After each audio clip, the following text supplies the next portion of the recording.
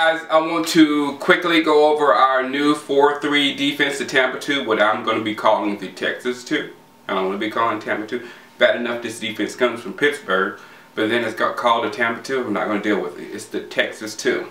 But first of all, I was wrong almost all my picks last week, but I don't care. It was great football. Seeing Peyton Manning go down like that was just... you go through so much in the offseason to get Peyton Manning because you want to upgrade so much from this horrible quarterback of Tim Tebow. So you bring the greatest quarterback supposedly in our era in, and you get basically the same results when it comes down to it. You know what I'm saying? You're better in the regular season, yes, but in the playoffs, it comes down to execution. It all comes, and for some reason Peyton doesn't execute that well. Was it the cold? I don't know. Whatever it was. He didn't execute that well. The coaching staff, I mean, everybody's to blame. I'm not blaming Peyton because the coaching staff, I'm sorry. If I went through all that to get Peyton Manning in the offseason and quartered him like crazy with 31 seconds left to go, I'm letting him fling the ball around. We're going to die by his hand, you know, that way. Not, you know, sitting back waiting, being patiently, you know, playing like not to lose. So, Denver, you're out. Baltimore, good job. I would love to see Ray keep it going by beating Tom Brady. I don't think he will, but... I'm pulling for the Ravens like crazy over the Patriots. On the other side, there was a combination I didn't even think of last week. I thought of it, but I didn't say it last week because I really would enjoy Seattle and Green Bay more, Green Bay and Atlanta more. You know, those matchups. But Atlanta and San Francisco is going to be an interesting one. Extreme offense versus extreme defense. So we'll see. I have San Francisco. Why do I keep counting out Atlanta? But I have San Francisco versus New England in the Super Bowl. But hey, yeah, this thing's a toss-up for real. Alright, going to our 43 Tampa 2 defense. Now, a lot of people, you know, saying we have a 3-4 personnel, you know. But I'm the one who felt like we've had 4-3 personnel trying to play a 3-4, mainly with, you know, Jay Ratliff at the nose. So now I think our personnel can shift well, and I'll show you how it shifts well toward the 4-3 scheme with Monty Kiffin. So let's go from starting with the defensive end. Let me zoom in here with DeMarcus Ware. Now DeMarcus Ware will be playing weak side in. Now, will he have his hand down? We don't know. He might have his hand up someplace or whatever, but there's no doubt that he'll be able to transition to that position with no problem. He'll be one of the best defensive ends in the league still. The only problem right there with Ware is the fact that he's getting a little brittle. You know what I'm saying?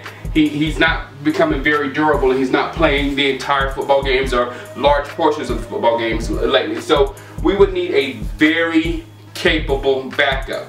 I mean, a serious pass rusher.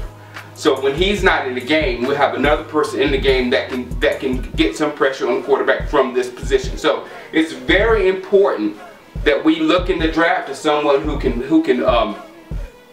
back him up and possibly beat him if he's out the game. Now, the only other bad thing about this is you're going to start seeing people run to the side, like you saw the Redskins doing in the playoff games. Will he be able to defend the run, you know, like a stout or defensive end could? I know they'll probably ask him to put some more muscle mass, and Ware's a big guy himself, but still, running at Ware is going to be an option for the offense. Trust me on that one.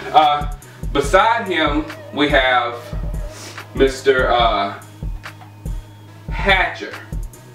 Now, Jason Hatcher, he's been playing well. Where is he at? There he is. Hatcher has been playing well of late for the last couple years. He should be able to, that's a 3-technique position, so he should be able to handle that, you know, pretty well. It's basically the same thing he's been playing in Dallas. So Hatcher should be fine there. It should be a seamless transition. The question is, you know, how good is Jason Hatcher? You know, he's been a starter for us the past couple of years, but our run defense hadn't been that great in that time period. So we'll see what Hatcher brings, but as far as a transition, he's a seamless transition for down there to that 3 technique. Now beside him, I have as of now, I have Mr. Ratliff. But it's probably, I don't see Ratliff on this team next year. I really don't. I don't know why, but I don't see Ratliff on this team next year. I see Sean Lissamore or someone in the draft having this position. Maybe Star Latui or someone out of the draft. But I just don't know about his health.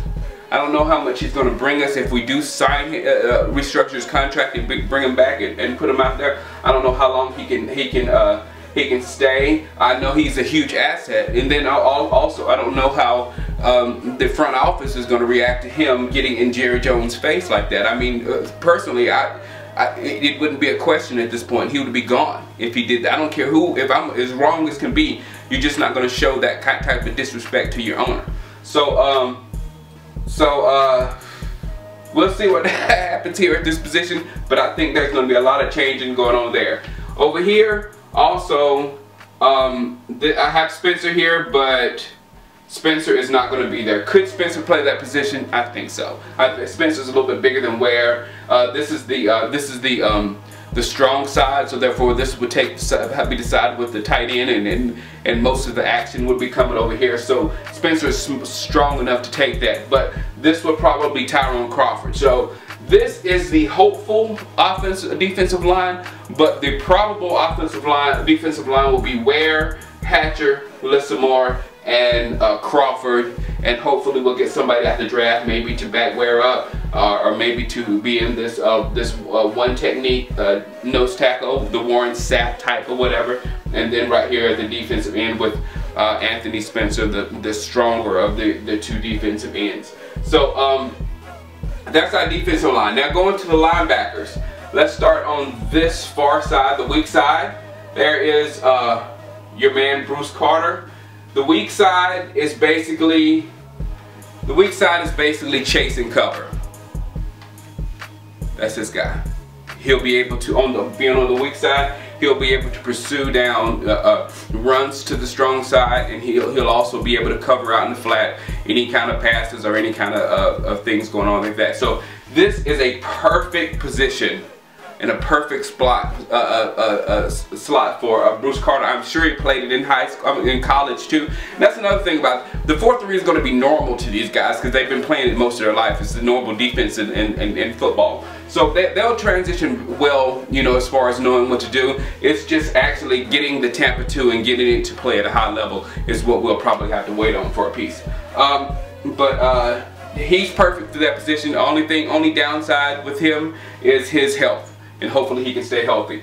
At middle linebacker, this guy, his responsibility is, let me zoom out. Sean Lee's responsibilities in the Tampa 2 defense will be here.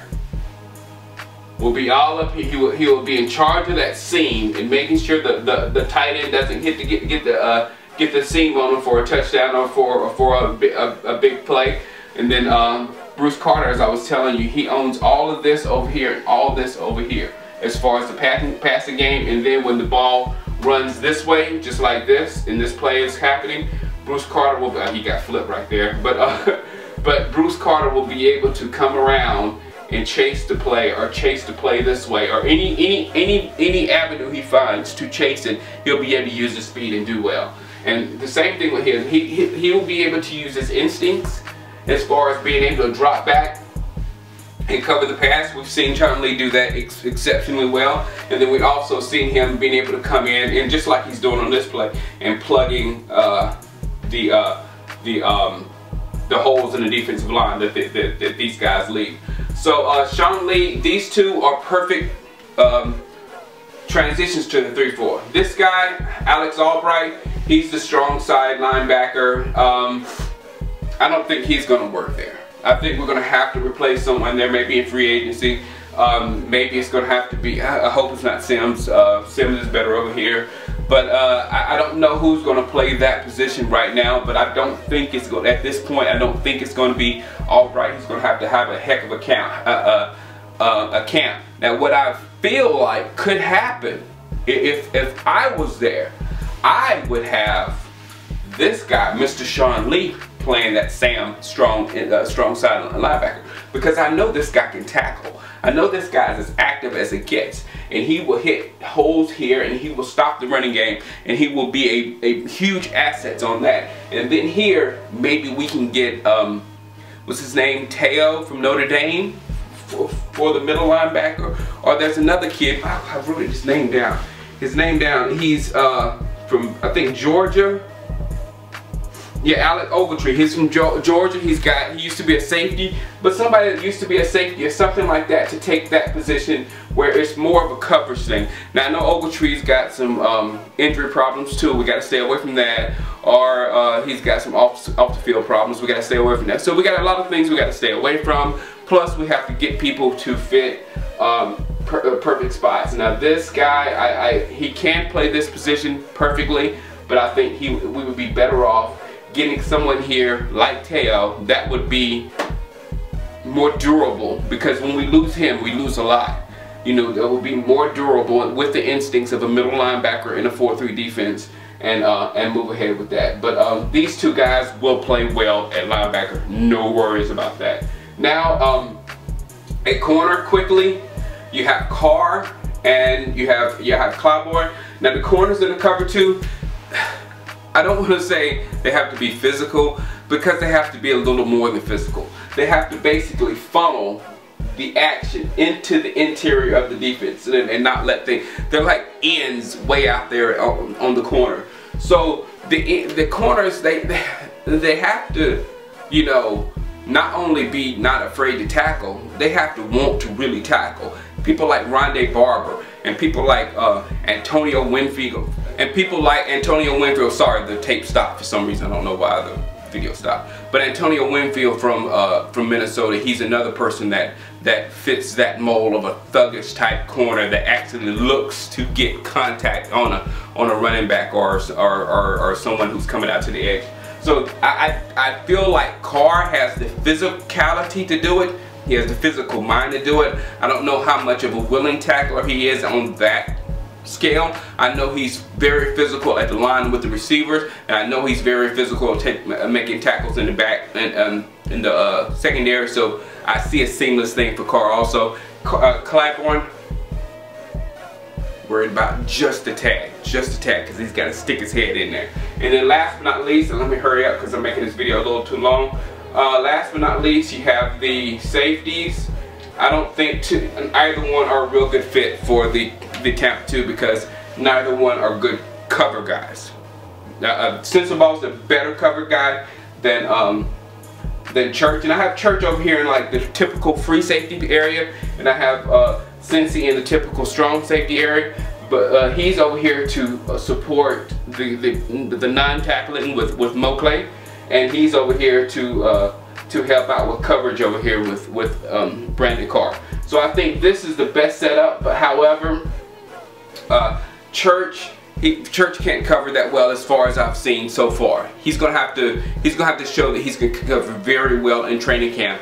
Then also he fits as far as the physical safety. He's physical safety. However, I don't know how much that plays into today's NFL with you know, the hits on receivers and stuff like that. You're not going to be able to get those big hits like the Tampa 2 defense calls for. So we'll see how this works. In my opinion, in my honest opinion, this defense seems to be not where the NFL is going. It seems like it's where the NFL has been. And with Philadelphia getting Chip Kelly today, we will see. We're not sure. Shanahan's offense was it was a legitimate offense. Chip Kelly's offense may or may not be a legitimate offense. It may be a strictly college offense. But we'll see what happens with all these teams going to a college type offense and seeing if we will have the defense that will be able to stop offenses for the future. Alright guys, again this weekend I have Patriots versus the 49ers for the Super Bowl, and I'll see you after that game is over. Alright, peace out.